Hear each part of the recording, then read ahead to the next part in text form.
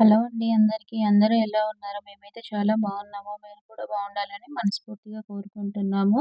And ఈరోజు మా video వచ్చేసి అంటే మా ఫస్ట్ వ్లాగ్ అనమాట. Chicken drum stick food challenge చేస్తున్నాము.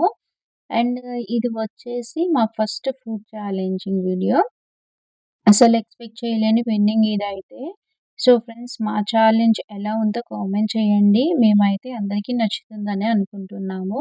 అండ్ ఇంకా ఎలాంటి ఛాలెంజింగ్ వీడియోస్ చేయాలో కూడా కామెంట్ చేయండి.